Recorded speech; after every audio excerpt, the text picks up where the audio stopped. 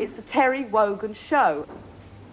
The undisputed master of the Access Television confessional is Michael Grade. When a network viewer asked him to set fixed guidelines for the recruitment of women to the BBC, he gave a brilliant performance. And the more unconfident he seemed, the more accountable the BBC seemed.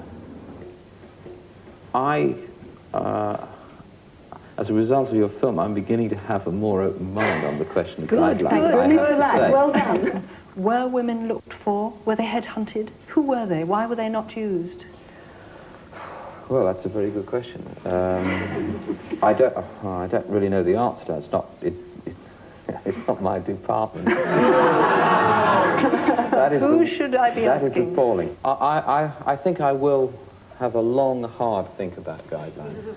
Great television, compelling entertainment, but no long, hard think, because a matter of a few weeks later, he'd scarpered off to Channel 4. Oh yes, and 6 months later, no guidelines. I'll let you into a secret. Access programs are even cheaper than snooker, which may explain why there are so many of them.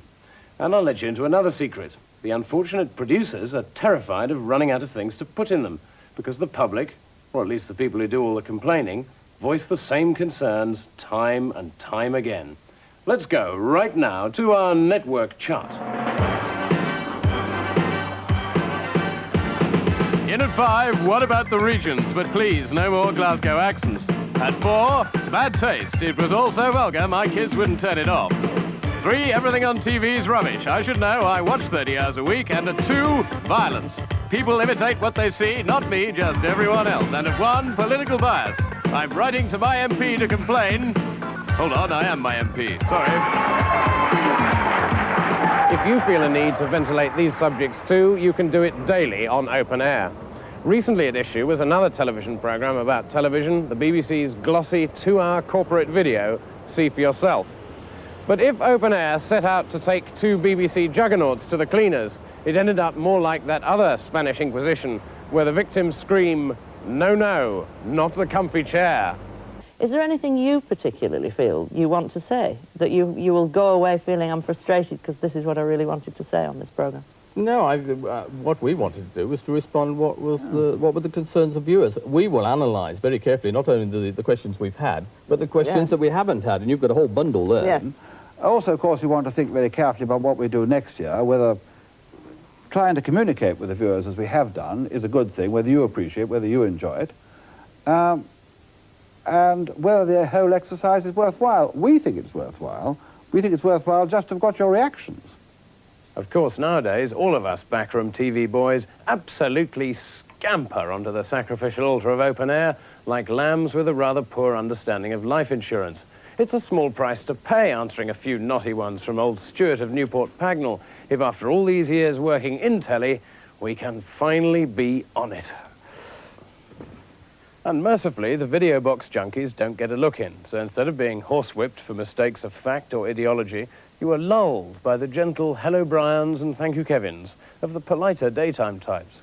What nicer way for a producer to prove to his mum that he does actually do something. But, I think we have a caller. It's a Mr. Snout from Devices. Hello, Mr. Snout. Could I have your question, please? Are you there?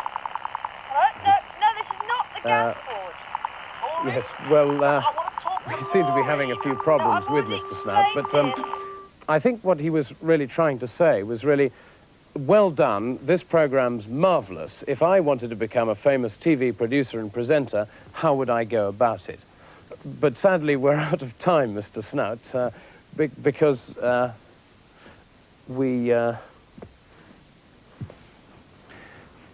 we must move on now to this clip from Right to Reply, which gets round the last great unsolved problem of Access Television, namely the presence of Mr. Snout and his ilk. Here's a TV first. Access TV with no members of the public at all. Instead, the curiously introspective, but no doubt much more efficient spectacle of the presenter interviewing his own editor on the programme about the programme. I wish Right to Reply was making more impact. I wish there were more Right to Reply style programmes on the other networks. I wish Right to Reply was on more than it is. I wish it was longer, because the issues are there to be discussed.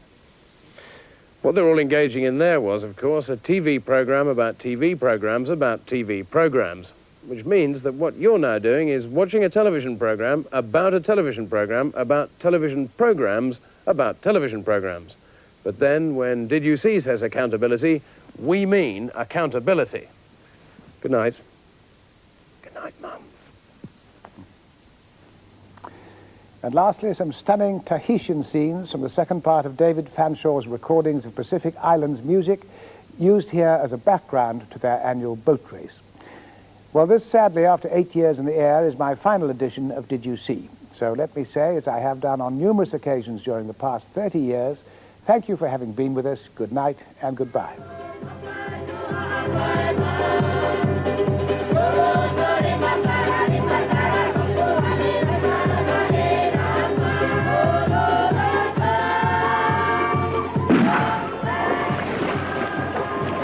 If dancing is the main artistic event, then paddling is the main athletic event, each one as old as the other.